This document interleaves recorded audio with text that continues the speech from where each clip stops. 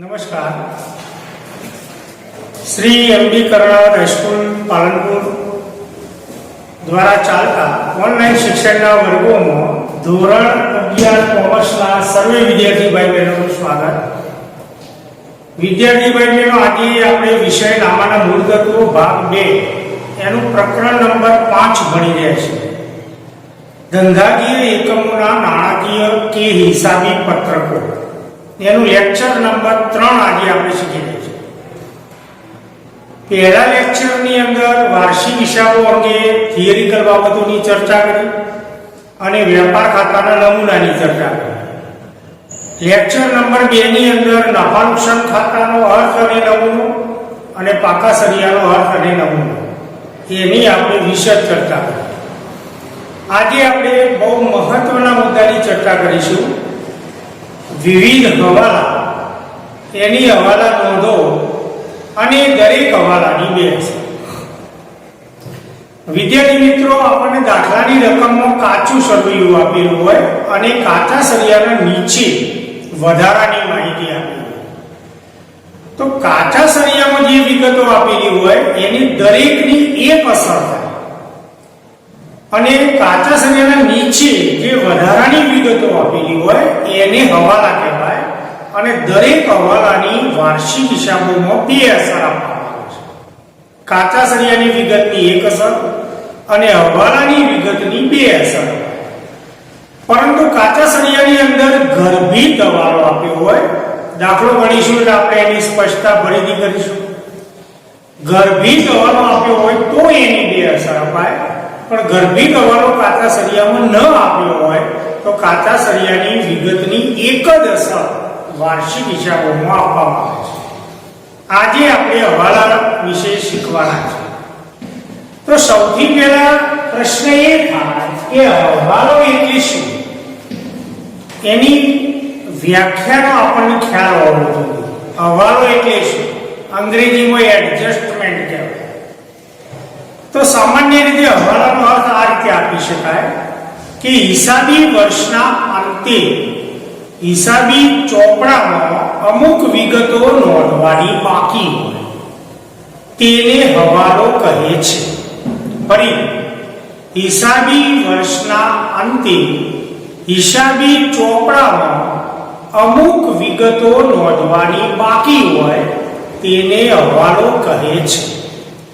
એટલે કે પેઢીનું હિસાબી વર્ષ લગભગ 31 માર્ચે પૂરું થાય, નાણાકીય વર્ષનું નાણાકીય વર્ષ એપ્રિલ ટુ માર્ચ હોય, 1/4 વર્ષ શરૂ થાય, 31/3 વર્ષ પૂરું થાય। વાર્ષિક હિસાબો વર્ષના અંતે બનાવાય, આપણે લેક્ચર નંબર 1 માં સ્પષ્ટતા કરી। એટલે હાલ આપણે 31/3 વાર્ષિક હિસાબો બનાવી રહ્યા છીએ। તો 31/3 સુધીમાં અમુક વ્યવહારો એવા થયા હોય કે જેની હિસાબી ચોપડે નોંધ થયેલી હોતી નથી। હવે એ વ્યવહારો જો હિસાબી ચોપડે નોંધ્યા વગર વાર્ષિક હિસાબો બનાવી દેવામાં આવે તો ધંધાનું નફા નુકસાન ખાતું સાચો નફો કે ખોટ બતાવશે નહીં અને ધંધાનું પાકું સરવૈયું ધંધાની સાચી આર્થિક સ્થિતિ રજૂ કરશે નહીં। માટે હિસાબો સાચા લખાયા કહેવાય નહીં।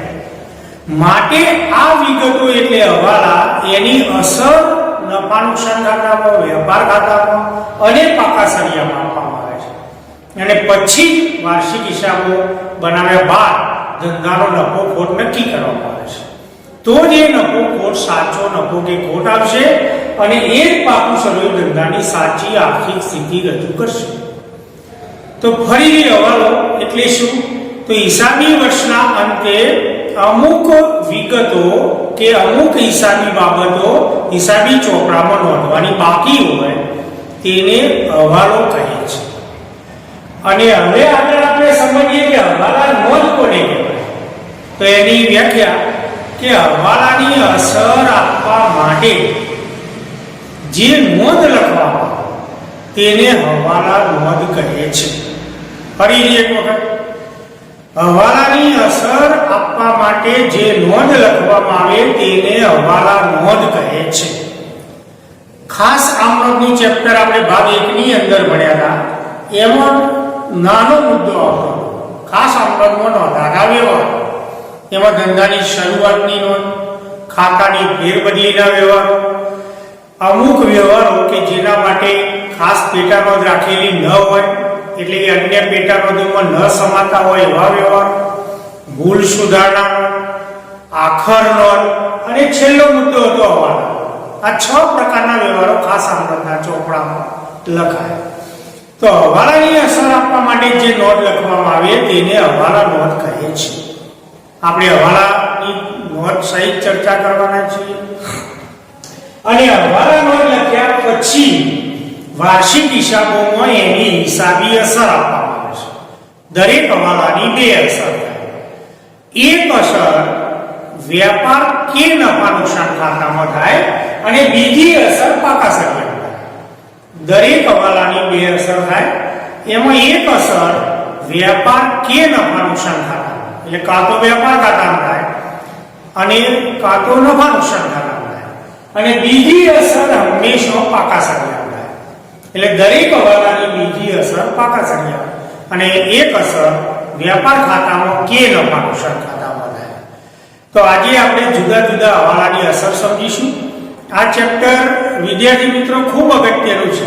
12 ગુણનો દાખલો આપણે વાર્ષિક હિસાબોનો દરેક પરીક્ષામાં પૂછાશે. 12મા ધોરણમાં વાર્ષિક હિસાબના 2 દાખલા આવશે, કોલેજ કક્ષાએ પણ આવશે. માટે ધ્યાનપૂર્વક આપણે આ ચેપ્ટર શીખશું. તો આજે આપણે દરેક હવાલાની 2 અસર શીખીશું. એમાં પહેલો હવાલો આખર સ્ટોક. દરેક દાખલાનો હવાલો ફરજિયાત આવશે. આખર સ્ટોક કોને કહેવાય? તો હિસાબી વર્ષના અંતે વધેલ માલને આખર સ્ટોક કહે છે. હિસાબી વર્ષના અંતે અહીંયા આપણે ઉદાહરણ લઈએ કે 31/3/2018 વર્ષ પૂરું થાય, એટલે 1/4/2017 વર્ષ શરૂ થાય. તો આપણે 31/3/2018 ના રોજ આ વાર્ષિક હિસાબો બની રહ્યા છીએ, બનાવી રહ્યા છીએ. આખર સ્ટોક તો 31/3 ના રોજ ધંધામાં જે માલનો સ્ટોક હોય એને આખર સ્ટોક કહે છે. આખર સ્ટોક એટલે વેચાયા વિનાનો સ્ટોક અથવા વપરાયા વિનાનો સ્ટોક. આ સ્ટોકનું વેચાણ થયું નથી, માટે તેને આખર સ્ટોક કહે છે. હવે આખર સ્ટોકને હિસાબી ચોપડે લાવવા માટે એની હવાલા નોંધ લખાય. તો એની હવાલા નોંધ આવી થાય: આખર સ્ટોક ખાતે ઉધાર તે વ્યાપાર ખાતે જમા. આખર સ્ટોક ખાતે ઉધાર તે વ્યાપાર ખાતે જમા. હવે એની 2 અસર. તો એક તો આખર સ્ટોક એ ધંધા માટે ચાલુ મિલકત છે, માટે પાકા સરિયામાં મિલકત લેવા બાજુ ચાલુ મિલકતોના શીર્ષક નીચે લખાય. આખર સ્ટોક જે રકમ હોય તે. ફરી આખર સ્ટોક ખાતે ઉધાર. તો આખર સ્ટોક એ ધંધાની ચાલુ મિલકત છે, માટે પાકા સરિયામાં મિલકત લેવા બાજુ ચાલુ મિલકતોના શીર્ષક નીચે દર્શાવવામાં આવે છે. તે વ્યાપાર ખાતે જમા. તો હવે આપણે ખટોણી લઈએ તો વ્યાપાર ખાતું પણ બનાવીશું. અહીંયા મેં નફા નુકસાન ખાતું પાકું સરળ બનાવ્યું. સૌથી પહેલા વ્યાપાર ખાતું. તો વ્યાપાર ખાતે જમા. તો વ્યાપાર ખાતાની જમા બાજુ બીજી અસર. વ્યાપાર ખાતાની જમા બાજુ આખર સ્ટોક. 2 અસર. એક અસર પાકા સરિયામાં મિલકત લેવા બાજુ ચાલુ મિલકતોના શીર્ષક નીચે, અને બીજી અસર વ્યાપાર ખાતાની જમા બાજુ દર્શાવવામાં આવે છે. હવે આખર સ્ટોકનું મૂલ્યાંકન મૂળ કિંમત કે બજાર કિંમત 2 પૈકી ઓછી કિંમતે કરવામાં આવે છે. તો 2 પૈકી ઓછી એટલે મૂળ કિંમત અને બજાર કિંમત 2 ની રકમો દાખલામાં આપેલી હોય. તો એમાં જે ઓછી રકમ હોય એ ઓછી રકમ વાર્ષિક હિસાબોમાં દર્શાવાય. એટલે ઓછી રકમે મૂલ્યાંકન કરવામાં આવે છે. તો હવે આપણને પ્રશ્ન થાય કે આવું કેમ? ઓછી રકમ કેમ, વધારે રકમ નહીં? તો ધોરણ 11 ની અંદર હિસાબી ખ્યાલો, સિદ્ધાંતો, પ્રણાલી શીખવાની આવશે. રૂઢિચુસ્તતાનો ખ્યાલ સંકળાયેલો છે. રૂઢિચુસ્તતાનો ખ્યાલ એટલે શું? કે જ્યારે ધંધાના હિસાબો તૈયાર કરવામાં આવે ત્યારે સંભવિત નુકસાનને ધ્યાનમાં લઈ હિસાબો બનાવવા. સંભવિત આવકને નહીં, સંભવિત નફાને નહીં, સંભવિત નુકસાનને ધ્યાનમાં લઈ અને હિસાબો તૈયાર કરવામાં આવે છે. રૂઢિચુસ્તતાનો ખ્યાલ આ સૂચન કરે છે. માટે મૂળ કિંમત કે બજાર કિંમત બે પૈકી ઓછી કિંમત હિસાબી ચોપડે લખવામાં આવે છે. એટલે સ્ટોકની કિંમત ઓછી લખી એટલે નફો ઓછો આવશે, એટલે કે નુકસાનને ધ્યાનમાં લીધું, નફાને નહીં. તો રૂઢિચુસ્તતાના ખ્યાલ મુજબ આખર સ્ટોકનું મૂલ્યાંકન મૂળ કિંમત કે બજાર કિંમત પૈકી ઓછી કિંમતે કરવામાં આવે છે. વિભાગ બી કે વિભાગ એ ની અંદર આ મુદ્દો પૂછાશે. એનો પ્રશ્ન આવો છે કે આખર સ્ટોકનું મૂલ્યાંકન મૂળ કિંમત કે બજાર કિંમત પૈકી ઓછી કિંમતે કરવામાં આવે છે. કયા ખ્યાલ મુજબ? તેનો જવાબ લખાય રૂઢિચુસ્તતાનો ખ્યાલ. તો આખર સ્ટોક ખાતે ઉધાર કે વેપાર ખાતે જમા એક અસર આખર સ્ટોક પાકા સળિયામાં મિલકત લેણા બાજુ ચાલુ મિલકતોના શીર્ષક નીચે, અને બીજી અસર વ્યાપાર ખાતે જમા તો વ્યાપાર ખાતાની જમા બાજુ બે કિંમતો આપી હોય તો ઓછી કિંમતે બતાવવામાં આવે છે. હવે બીજો હવાલાની આપણે ચર્ચા કરીએ. ખર્ચ ચૂકવવાનો બાકી.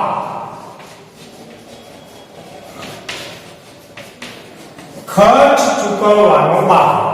તો પહેલા આપણે એનો અર્થ સમજીએ કે ખર્ચ ચૂકવવાનો બાકી એટલે શું. તો પેઢીનું હિસાબી વર્ષ જે તારીખે પૂરું થાય એ તારીખ સુધીમાં કોઈ ખર્ચ ચૂકવવાનો હતો પણ ચૂકવ્યો નથી. પેઢીએ ચૂકવવાનો હતો પણ પેઢીએ વર્ષના અંત સુધી આ ખર્ચ ચૂકવ્યો નથી, તો એવા ખર્ચને ખર્ચ ચૂકવવાનો બાકી કહેવામાં આવે છે. અને આ ખર્ચ ચૂકવવાનો બાકી એ વ્યક્તિ પ્રકારનું ખાતું કહેવાય. ધોરણ 11 ભાગ 1 ની અંદર આપણે ખાતાના પ્રકારો ભણ્યા. વ્યક્તિ ખાતો, માલ મિલકતનો ખાતો, ઉપજ ખર્ચનો ખાતો. તો ખર્ચ ચૂકવવાનો બાકી એ વ્યક્તિ ખાતાનો પ્રકાર છે. અને કોઈ પણ ખર્ચ ચૂકવવાનો બાકી રહી જાય એ ધંધા માટે દેવું કહેવાય. કોઈ પણ ખર્ચ ચૂકવવાનો બાકી હોય તો એ ખર્ચ ચૂકવવાનો બાકી એ ધંધા માટે દેવું છે. અને દેવાની અસર પાકા સળિયામાં મૂડી દેવો બાજુ આપવામાં આવે છે. લેણું હોય તો મિલકત લેવા બાજુ અસર અપાય. દેવું હોય ધંધા માટે તો મૂડી દેવો બાજુ એની અસર અપાય. પહેલા એની હિસાબી અસર સમજીએ, એની હવાલા નોટ સમજીએ. કોઈ પણ ખર્ચ ચૂકવવાનો બાકી તો જે તે ખર્ચ ખાતે ઉધાર તે ચૂકવવાના બાકી ખર્ચ ખાતે જમા. જે તે ખર્ચ ખાતે ઉધાર તે ચૂકવવાના બાકી ખર્ચ ખાતે જમા. હવે ખર્ચ ગમે તે હોય, પગાર, ચૂકવેલ વ્યાજ, ચૂકવેલ કમિશન, ચૂકવેલ દલાલી, કોઈ પણ ખર્ચ ચૂકવવાનો બાકી હોય તો ખર્ચની જગ્યાએ નામ લખાય. દાખલા તરીકે પગાર ચૂકવવાનો બાકી તો પગાર ખાતે ઉધાર તે ચૂકવવાના બાકી પગાર ખાતે જમા. ભાડું ચૂકવવાનું બાકી હોય તો ભાડા ખાતે ઉધાર તે ચૂકવવાના બાકી ભાડા ખાતે જમા. વ્યાજ ચૂકવવાનું બાકી હોય તો વ્યાજ ખાતે ઉધાર તે ચૂકવવાના બાકી વ્યાજ ખાતે જમા. આવી હવાલા નોંધેલી લખાય. હવે એની બે અસર. તો એક તો જે ખર્ચ ચૂકવવાનો બાકી હોય એ ખર્ચની પહેલી અસર ચૂકવેલ ખર્ચમાં ચૂકવવાનો બાકી ખર્ચ પ્લસ થાય, ઉમેરાય. જે ખર્ચ ચૂકવવાનો બાકી હોય એ ચૂકવેલા ખર્ચમાં ચૂકવવાનો બાકી ખર્ચ ઉમેરવામાં આવે છે. પણ હવે પ્રશ્ન થાય કયા ખાતામાં ઉમેરવું? તો જો માલની ખરીદીનો ખર્ચ ચૂકવવાનો બાકી હોય તો વેપાર ખાતાની ઉધાર બાજુ ઉમેરાય. પણ માલની ખરીદીના ખર્ચ સિવાયનો અન્ય કોઈ પણ મહેસૂલી ખર્ચ ચૂકવવાનો બાકી હોય તો નફા નુકસાન ખાતાની ઉધાર બાજુ ચૂકવેલ ખર્ચમાં ચૂકવવાનો બાકી ખર્ચ ઉમેરવામાં આવે છે. દાખલા તરીકે પગાર ચૂકવવાનો બાકી તો આપણે ગઈકાલે ભણ્યા કે પગાર એ મહેસૂલી ખર્ચ છે, માટે નફા નુકસાન ખાતાની ઉધાર બાજુ વહીવટી ખર્ચના શીર્ષક નીચે આપણે લખીએ છીએ. તો નફા નુકસાન ખાતાની ઉધાર બાજુ વહીવટી ખર્ચના શીર્ષક નીચે આપણે ઉલ્લેખ કરીશું ચૂકવેલ પગાર. કાચા સરિયામાં આ રકમ આપણે શોધી કાઢીશું અને કાચા સરિયાની વિગતની એક જ અસર થાય. તો ચૂકવેલ પગાર કાચા સરિયામાંથી આપણે શોધી કાઢીશું. પગારની ઉધાર બાકી હોય તો કાચા સરિયાની ઉધાર બાકીમાંથી અહીંનો રકમ આપણે લખશું. વત્તા ચૂકવવાનો બાકી પગાર. કોઈ પણ ખર્ચ ચૂકવવાનો બાકી હોય તો ચૂકવેલા ખર્ચમાં ચૂકવવાનો બાકી ખર્ચ પ્લસ કરવામાં આવે છે અને આ બંને રકમનો સરવાળો બહારના થાય. આ રકમ જે મળી એને ચાલુ વર્ષનો કુલ ખર્ચ કહેવામાં આવે છે.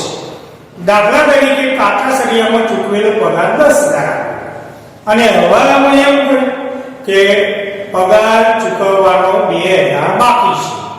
તો ચૂકવેલ પગાર કાચા સરિયામાંથી 10,000 અહીંનો લખશે વત્તા ચૂકવવાનો બાકી પગાર 2,000 સરવાળો 12,000 બહારના કોલમમાં. આ એક અસર થઈ. હવે ચૂકવવાના બાકી પગારની બીજી અસર વ્યક્તિ ખાતું છે, દેવું છે, માટે પાકા સરિયામાં મૂડી દેવા બાજુ ચાલુ દેવાના શીર્ષક નીચે લખાય. મૂડી દેવા બાજુ ચાલુ દેવાના શીર્ષક નીચે આપણે શબ્દો લખશું ચૂકવવાનો બાકી પગાર, પણ અહીંયા હવાલાની રકમ લખાય. એટલે અહીંયા જે હવાલાની રકમ આપી એની બીજી અસર પાકા સરિયામાં મૂડી દેવા બાજુ ચાલુ દેવાના શીર્ષક નીચે આપવામાં આવે છે. હવે એ આપણે પગારનું ઉદાહરણ લીધું તો એની જગ્યાએ ભાડું હોય, કમિશન હોય, દલાલી હોય, વ્યાજ તો જે ખાતાનું નામ આપ્યું હોય ખાતાનું નામ લખાય. પણ ધારો કે મજૂરી ચૂકવવાની બાકી, તો મજૂરી એ માલની ખરીદી અંગેનો ખર્ચ છે, માટે વેપાર ખાતાની ઉધાર બાજુ નફા નુકસાન ખાતાની ઉધાર બાજુ ન લખાય. વેપાર ખાતાની ઉધાર બાજુ ચૂકવેલ મજૂરી અંદરના કોલમમાં વત્તા ચૂકવવાની બાકી મજૂરી અંદરના કોલમમાં સરવાળો બહારના કોલમમાં અને હવાલાની બીજી અસર પાકા સરિયામાં મૂડી દેવા બાજુ ચાલુ દેવાના શીર્ષક નીચે ચૂકવવાની બાકી મજૂરી. તો એક મહત્વનો હવાલો વ્યક્તિ પ્રકારનું ખાતું. હવે એના કરતો વિરુદ્ધનો હવાલો અગાઉથી ચૂકવેલ ખર્ચ. અગાઉથી ચૂકવેલ ખર્ચ. ખર્ચ ચૂકવવાનો બાકી એ ધંધા માટે દેવું કહેવાય, પણ કોઈ પણ ખર્ચ અગાઉથી ચૂકવવામાં આવે તો એ ધંધા માટે લેણું કહેવાય. પહેલા એનો અર્થ સમજી ગયું કે અગાઉથી ચૂકવેલ ખર્ચ કોને કહેવાય? તો જે ખર્ચ આવતા વર્ષે ચૂકવવાનો હોય, ભવિષ્યમાં જે ખર્ચ ચૂકવવાનો હોય એ ખર્ચ ચાલુ વર્ષે ચૂકવ્યો તો એવા ખર્ચને અગાઉથી ચૂકવેલ ખર્ચ કહેવાય. ફરીથી અહીંયા આપણું હિસાબી વર્ષ 1/4/2017 શરૂ થાય છે અને 31/3/2018 પૂરું થાય. આપણે આ વર્ષના હિસાબો લખી દઈએ છીએ. હવે આવનારું ભવિષ્યનું નવું વર્ષ 1/4/2018 શરૂ થશે અને 31/3/2019 પૂરું થાય. તો આ વર્ષમાં જે ખર્ચ ચૂકવવાનો હતો એ ખર્ચ ચાલુ વર્ષે ચૂકવ્યો, એટલે કે આવતા વર્ષે જે ખર્ચ ચૂકવવાનો હતો એ ખર્ચ ચાલુ વર્ષે ચૂકવવામાં આવે તો એવા ખર્ચને અગાઉથી ચૂકવેલ ખર્ચ કહેવાય. એ ખર્ચ ચાલુ વર્ષનો ખર્ચ ગણાય નહીં. માટે અગાઉથી ચૂકવેલ ખર્ચ ધંધા માટે લેણું છે, માટે એની એક અસર મિલકત લેણા બાજુ પાકા સરિયામાં મિલકત લેણા બાજુ ચાલુ મિલકતો અથવા લોન અને ધિરાણના શીર્ષક નીચે દર્શાવવામાં આવે છે. હવે એની બીજી અસર તો કોઈ પણ ખર્ચ અગાઉથી ચૂકવવામાં આવે તો આના કરતા વિરુદ્ધની અસર થાય. ચૂકવેલ ખર્ચમાંથી અગાઉથી ચૂકવેલ ખર્ચ માઈનસ થાય, બાદ થાય. કારણ કે એ ખર્ચ ચાલુ વર્ષનો ખર્ચ નથી. તો ચૂકવેલ ખર્ચમાંથી અગાઉથી ચૂકવેલ ખર્ચ બાદ કરવામાં આવે છે. નફા નુકસાન ખાતાની ઉધાર બાજુ એની બે અસરો આપણે સમજીશું. પહેલા એની હવાલાનો અર્થ સમજીએ. તો અગાઉથી ચૂકવેલ ખર્ચ લેણું છે માટે લેણાનું ખાતું આમનો ઉધાર થાય. અગાઉથી ચૂકવેલ ખર્ચ ખાતે ઉધાર વ્યક્તિનું ખાતું કહેવાય. લેણું છે માટે લેણાનું ખાતું આપણે ઉધાર કર્યું અને જે તે ખર્ચમાંથી બાદ તો બાદ બાકી કરવા માટે જે તે ખર્ચ ખાતે જમા. અગાઉથી ચૂકવેલ ખર્ચ ખાતે ઉધાર તે જે તે ખર્ચ ખાતે જમા. હવે એની બે અસર. અગાઉથી ચૂકવેલ ખર્ચ લેણું છે માટે પાકા સળિયામાં મિલકત લેણાં અને બીજી અસર ખર્ચ છે માટે નફા નુકસાન ખાતાની ઉધાર બાજુ ચૂકવેલ ખર્ચમાંથી અગાઉથી ચૂકવેલ ખર્ચ બાદ. ધારો કે કાચા સળિયામાં ચૂકવેલ ભાડું 8,000. કાચા સળિયામાં ચૂકવેલ ભાડું 8,000. હવાલામાં કહ્યું કે 1,000 ભાડું અગાઉથી ચૂકવ્યું છે અથવા આવતા વર્ષનું ચૂકવ્યું છે. એટલે 1,000 ભાડું જે આવતા વર્ષનું ચૂકવ્યું એને કહેવાય અગાઉથી ચૂકવેલ ભાડું. તો ચૂકવેલ ભાડામાંથી અગાઉથી ચૂકવેલ ભાડું બાદ. ભાડું એ ધંધાનો ચાલુ વર્ષનો મહેસૂલી ખર્ચ છે માટે નફા નુકસાન ખાતાની ઉધાર બાજુ વહીવટી ખર્ચના શીર્ષક નીચે ચૂકવેલ ભાડું કાચા સળિયામાંથી આપણે રકમ નક્કી કરી આપી. કાચા સળિયાની વિગતની એક જ અસર થઈ ગઈ. એની એક અસર એમાંથી આવતા વર્ષનું અગાઉથી ચૂકવેલ ભાડું બાદ થાય. તો માઇનસ અગાઉથી ચૂકવેલ ભાડું 1,000 અગાઉથી ચૂકવ્યું. તો 8,000 માંથી 1,000 માઇનસ માટે ચાલુ વર્ષનો ભાડાનો ખર્ચ 7,000. ઘણી વખતે વિદ્યાર્થીઓ એવી ભૂલો કરે છે. અહીંયા સાચું લખ્યું હોય, નિશાની પણ માઇનસની કરી હોય, પણ અહીંયા પ્લસ થઈ જાય. ખરેખર 8,000 માંથી 1,000 બાદ કરીએ એટલે 7,000 રકમ લખાય, પણ ભૂલથી 9,000 થઈ જાય, પ્લસ થઈ જાય. એટલે બહુ તકેદારી રાખવાની. હવે આ હવાલાની બીજી અસર. અગાઉથી ચૂકવેલ ભાડું એ લેણું છે માટે પાકા સળિયામાં મિલકત લેવા. ચાલુ મિલકતોના શીર્ષક નીચે અગાઉથી ચૂકવેલ ભાડું અને પાકા સળિયામાં હંમેશા હવાલાની જ અસર રકમ લખાય. તો અહીંયા ખર્ચની જગ્યાએ કોઈ પણ ખર્ચ હોય, અગાઉથી ચૂકવેલ ભાડું, અગાઉથી ચૂકવેલ કમિશન, અગાઉથી ચૂકવેલ દલાલી, અગાઉથી ચૂકવેલ વ્યાજ, તો જે ખાતું આપ્યું હોય એનું નામ લખાય. આ બે ખર્ચના હવાલા. હવે એના જેવા બે આવકના હવાલા. એમાં નંબર 4 મળવાની બાકી આવક. મળવાની બાકી આવક ખર્ચ કરતો વિરુદ્ધનો શબ્દ આવ્યો. તો આવકનો વર આવ્યો એટલે એની એક અસર આવકો નફા નુકસાન ખાતાની જમા બાજુ લખાય. માટે નફા નુકસાન ખાતાની જમા બાજુ હવાલાની અસર આપશું. જો ખર્ચનો હવાલો હોય તો નફા નુકસાન ખાતાની ઉધાર બાજુ અસર અપાય. પહેલા એનો અર્થ સમજીએ કે મળવાની બાકી આવક કોને કહેવાય. તો શબ્દ ઉપરથી ખબર પડી જાય. મળવાની બાકી એટલે કે આપણું પેઢીનું હિસાબી વર્ષ પૂરું થયું 31/3/2018. તો જે આવક ચાલુ વર્ષે મળવી જોઈએ 31/3/2018 સુધીમાં મળવી જોઈએ પણ મળી નથી, તો એવી આવકને મળવાની બાકી આવક કહેવામાં આવે છે.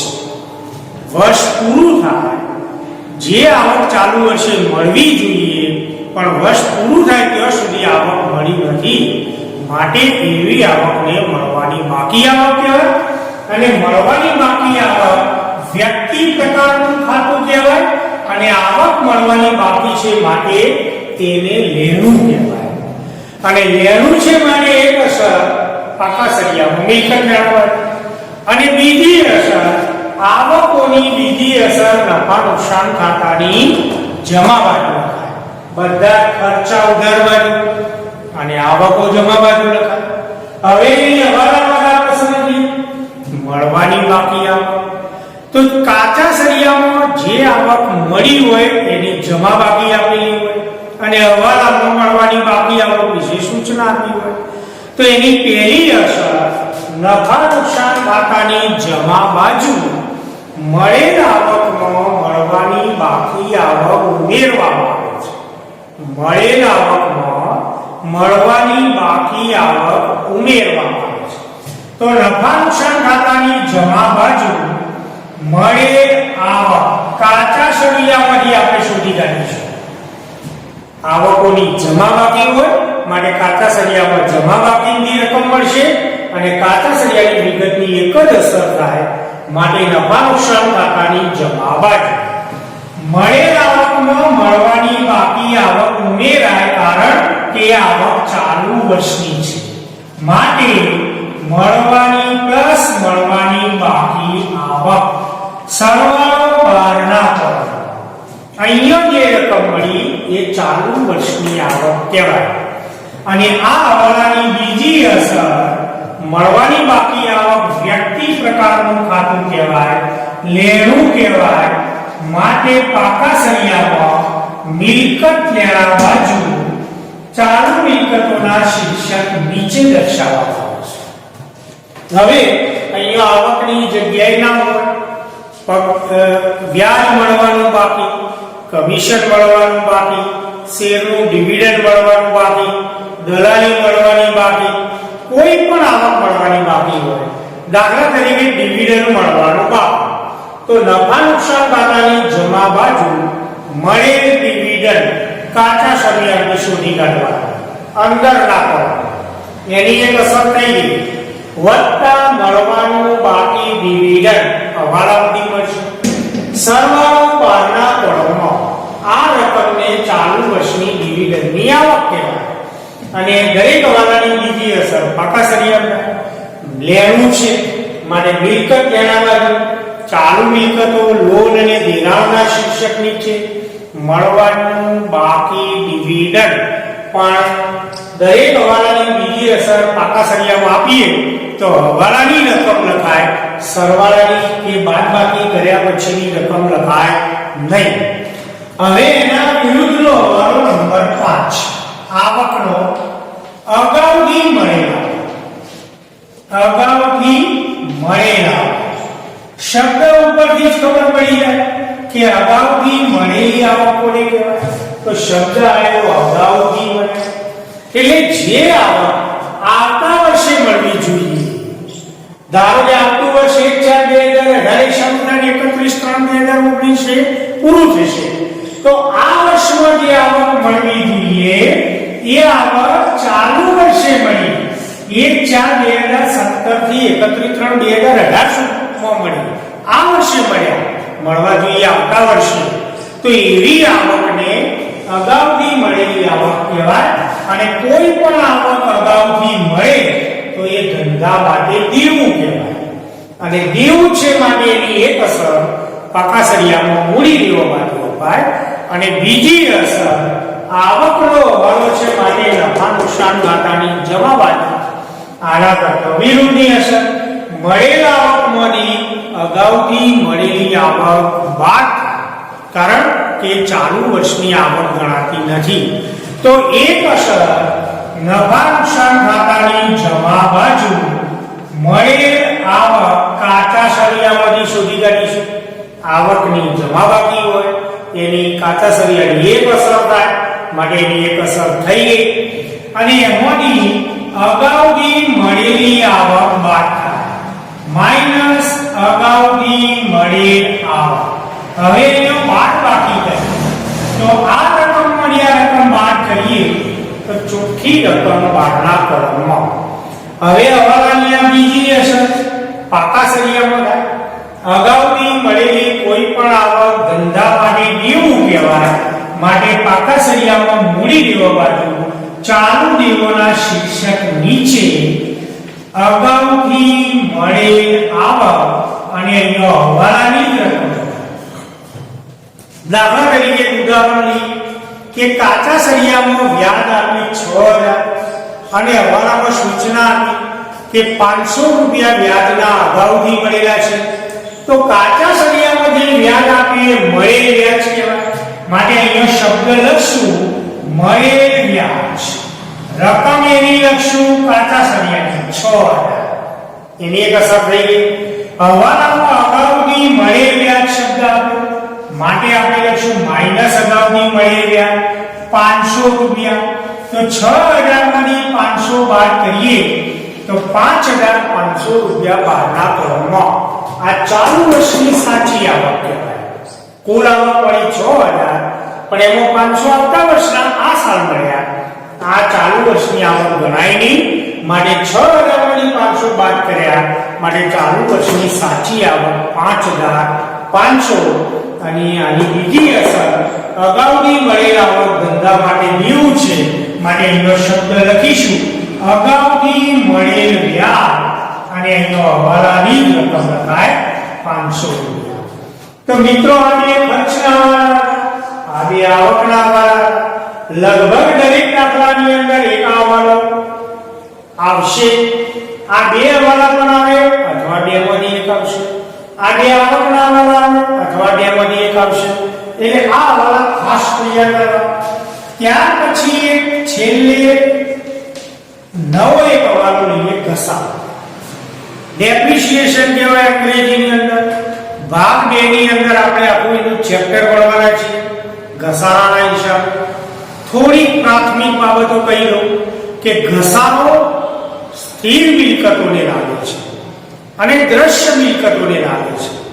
અદ્રશ્ય મિલકતોને ઘસારો લાગતો નથી. તો આગળ આપણે મિલકતો વિશે ભાગ 1 ની અંદર ચર્ચા કરી. જમીન, મકાન, વાહન, ફર્નિચર, યંત્રો આ બધી દ્રશ્ય મિલકતો કહેવાય. કાયમી મિલકતો પણ કહેવાય, સ્થિર મિલકતો પણ કહેવાય અને બિનચાલુ મિલકતો કહેવાય. એટલે હવે આપણે શબ્દ લખશું બિનચાલુ મિલકતો. પણ પાઘડી, patent, copyright, trademark, formula, software આ પણ દ્રશ્ય મિલકતો નથી. એને આપણે નજરે જોઈ શકતા નથી. આ મિલકતોને આપણે સ્પર્શ કરી શકતા નથી. આ મિલકતોને આપણે ખસેડી શકતા નથી. માટે એ સ્થાયી મિલકત કહેવાય, કાયમી મિલકત પણ કહેવાય, બિનચાલુ મિલકત પણ કહેવાય, પણ અદ્રશ્ય મિલકત કહેવાય. તો અદ્રશ્ય મિલકતોને મિત્રો ઘસારો લાગતો નથી. પાઘડી, patent, copyright, trademark, formula, franchise, software આ અદ્રશ્ય કાયમી મિલકતો છે. તો અદ્રશ્ય મિલકતને ઘસારો લાગતો નથી. માટે આવી મિલકતોનો ઘસારો ગણવાનો રહેતો નથી. પણ જે મિલકતોને આપણે નજરે જોઈ શકીએ છીએ, સ્પર્શ કરી શકીએ છીએ એવી સ્થાયી મિલકતોને ઘસારો લાગે છે. દાખલા તરીકે મકાન, તો મકાનને ઘસારો લાગશે. ફર્નિચર, તો ફર્નિચરનો આપણે ઉપયોગ કરીએ છીએ તો ફર્નિચરને ઘસારો લાગશે. વાહન, તો વાહનનો આપણે વપરાશ કરીએ છીએ તો વાહનને ઘસારો લાગશે. યંત્રો, કારખાનામાં યંત્રો હોય, મોટી મોટી કંપનીમાં કરોડોની મશીનરી હોય તો એનો ઉપયોગ થાય છે તો એને ઘસારો લાગશે.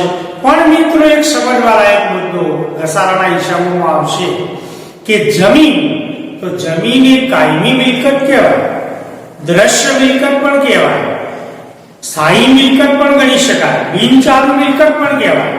પણ જમીનનો ઘસારો ગણવામાં આવતો નથી. બહુ ટેકનિકલ આ મુદ્દો છે મિત્રો.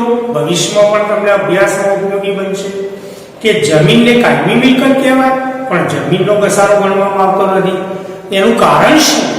તો એનું કારણ મિત્રો એટલું કે જમીનનું આયુષ્ય નક્કી કરી શકાતું નથી. જ્યારે મકાન, વાહન, ફર્નિચર, યંત્રો એનું અંદાજી આયુષ્ય આપણે નક્કી કરી શકીએ. ચોક્કસ આયુષ્ય તો આપણે નક્કી કરી શકતા નથી કારણ કે આપણે ભગવાન નથી. એટલે વાહન, ફર્નિચર, યંત્રો, મકાન એનું અંદાજી આયુષ્ય આપણે નક્કી કરી શકીએ કે ભઈ આ મકાન 40 વર્ષ સુધી સેવા આપશે. આપણે નવું બાઈક લાયા તો 10-15 વર્ષ સુધી સારી સેવા આપશે. ફર્નિચર ઘરમાં બનાવી કે આપણી દુકાનમાં ફર્નિચર બનાવી તો 10-15 વર્ષ સુધી સેવા આપશે અંદાજે. તો જમીનનું આયુષ્ય આપણે નક્કી કરી શકતા નથી અને જમીનના પુરવઠાનો આપણે વધારો કરી શકતા નથી. માટે જમીનનો ઘસારો ગણવામાં આવતો નથી. માટે આપણા દાખલામાં જે ઘસારો આવશે એ જમીન સિવાયની કાયમી મિલકતોનો આવશે. તો ઘસારો કોને કહેવાય? આવું આપણે ચેપ્ટર ભણવાના છીએ કે કોઈ પણ મિલકતના વપરાશના કારણે એની કિંમતમાં કોઈ પણ કારણસર ક્રમશઃ જે ઘટાડો થાય છે તેને ઘસારો કહે છે. અને ઘસારો એ ધંધાનો મહેસૂલી ખર્ચ છે અને મહેસૂલી ખર્ચ છે માટે એની એક અસર નફા નુકસાન ખાતાની ઉધાર બાજુ આપવામાં આવે છે અને મિલકતમાંથી ઘસારો બાદ કરવામાં આવે છે. કારણ કે ઘસારો લાવવાથી મિલકતની કિંમત ઘટે છે. આજે આપણે વાહન નવું લાવ્યા બાઈક 85,000 પણ આપણે 3-4 વર્ષ એનો ઉપયોગ કરીએ તો વાહનને ઘસારો લાગશે અને એ વાહન 4-5 વર્ષ પછી આપણે વેચવા જઈએ તો 85,000 કે 85,000 કરતાં વધારે રકમ મળવાની નથી, 85,000 કરતાં ઓછી જ રકમ મળવાની છે. કારણ કે આપણે 4 વર્ષ એનો વપરાશ કર્યો અને વપરાશના કારણે મિલકતની કિંમત ઘટે છે. માટે મિલકતમાંથી ઘસારો બાદ થાય, ઉમેરાય નહીં. તો પાકા સળિયામાં મિલકત લેના બાજુ સૌથી પહેલા બિનચાલુ મિલકતો દર્શાવાય. ગઈકાલે આપણે નમૂનો ભણ્યા. બિનચાલુ મિલકતોના શીર્ષક નીચે જે મિલકત આપી હોય તે, વાહન હોય તો વાહન, યંત્રો હોય તો યંત્રો, મકાન હોય તો મકાન, ફર્નિચર હોય તો ફર્નિચર, એની રકમ અંદર નાખવામાં થાય અને માઈનસ જેટલા ટકા ઘસારો કરવાનું કહ્યું હોય તે 10% કહ્યું હોય 10%, 6% કહ્યું હોય 6%, બાદ બાકી 12 ના પગલા. એટલે એક અસર પાકા સળિયામાં મિલકત લેણા બાજુ બિનચાલુ મિલકતોના શીર્ષક નીચે જે તે મિલકત રકમ અંદરના પડમાં માઈનસ જેટલા ટકા કહ્યું હોય એટલા ટકા ઘસારો બાદ કરીશું અને બાદ બાકી 12 ના પડ. અને બીજી અસર ઘસારો એ ધંધાનો મહેસૂલી ખર્ચ છે માટે નફા નુકસાન ખાતાની ઉધાર બાજુ છેલ્લું શીર્ષક. ગઈકાલે મિત્રો આપણે ભણ્યા હતા પહેલું વહીવટી ખર્ચ લખાય, પછી વેચાણ વિતરણ ખર્ચા લખાય, પછી નાણાકીય ખર્ચા અને છેલ્લે અન્ય ખર્ચા અને નુકસાન લખાય. અન્ય ખર્ચા અને નુકસાન અને ત્યો આપણે ઘસારો લખશું જે મિલકતનો ઘસારો હોય તે. દાખલા તરીકે આપણે ઉદાહરણ લઈએ કે મકાનની ચોપડે કિંમત 10 લાખ રૂપિયા છે અને 10% ઘસારો ગણવાનો છે. તો અહીંયા આપણે પાકા સળિયા મિલકત લેવા બાજુ વાહનની જગ્યાએ મકાન 10 લાખ અંદર નાખવાનું માઈનસ 10% ઘસારો 1 લાખ. 10 લાખમાંથી 1 લાખ બાદ કરીએ 9 લાખ. આ રકમને ઘસારા બાદની કિંમત કહેવાય અથવા ચોપડે કિંમત કહેવાય. અને આ ઘસારાની 1 લાખ રૂપિયાની રકમ મળી એ નફા નુકસાન ખાતાની ઉધાર બાજુ અન્ય ખર્ચા અને નુકસાનના શીર્ષક નીચે બતાવવામાં આવે છે. ત્યાર પછી 7મો હવાલો ગાળખાદ અને ગાળખાદ અનામત. એની ગઈકાલે આપણે ચર્ચા કરી હતી કે ગાળખાદ એ ધંધાનું નુકસાન છે માટે નફા નુકસાન ખાતાની ઉધાર બાજુ અન્ય ખર્ચા અને નુકસાનના શીર્ષક નીચે નમૂનો ગઈકાલે લખ્યો તો હું રિપીટ કરું. ગાળખાદ કાચા સળિયાની અંદર નાખો, કાચા સળિયાની મળશે એની એક જ અસર થાય વત્તા ગાળખાદ હવાલાની અંદર નાખો. આ ગાળખાદ હવાલાની બે અસર, એક અસર પાકા સળિયામાં આવશે, બીજી અસર નફા નુકસાન ખાતાની ઉધાર વત્તા ગાળખાદ અનામત હવાલા પાકા સળિયામાં મળશે. 3 રકમનો સરવાળો માઈનસ ગાળખાદ અનામત કાચા સળિયા, એ કાચા સળિયાની મળશે એની એક જ અસર પ્લસ ડિફરન્સ આવે તો ઉધાર અને માઈનસ ડિફરન્સ આવે તો જમા. ફરીથી એકવાર નમૂનો રિપીટ કરી દઉં. ગાળખાદ કાચા સળિયાની અંદરના ખાનામાં વત્તા ગાળખાદ હવાલાની અંદરના ખાનામાં વત્તા ગાળખાદ અનામત હવાલાની અંદરના ખાનામાં 3 નો સરવાળો માઈનસ ગાળખાદ અનામત કાચા સળિયા પ્લસ ડિફરન્સ આવે ઉધાર માઈનસ ડિફરન્સ આવે તો જમા. અને બીજી અસર પાકા સળિયામાં મિલકત લેણા બાજુ ચાલુ મિલકતોના શીર્ષક નીચે દેવાદારો અંદર નાખવાના. દેવાદારોની ઉધાર બાકી હોય કાચા સળિયાની મળશે એની એક અસર. એમાંથી સૌથી પહેલા ગાળખાદ હવાલાની વાત થાય માઈનસ ગાળખાદ હવાલા. ગાળખાદ હવાલાની એક અસર પાકા સળિયામાં, એક અસર લભાનુસાર કાકાની ઉધાર બાદ બાકી અંદર નાખો. એમાંથી માઈનસ ગાળખાદ અનામત હવાલાની અને ચોખ્ખી રકમ બહાર નાખો. કદાચ દેવાદારો પર વટાવટામાં હવાલામાં આપ્યું હોય તો હજુ પણ આ રકમ અંદરના કોલમમાં માઈનસ દેવાદારો પર વટાવટામાં બાદ બાકી બહારના કોલમમાં.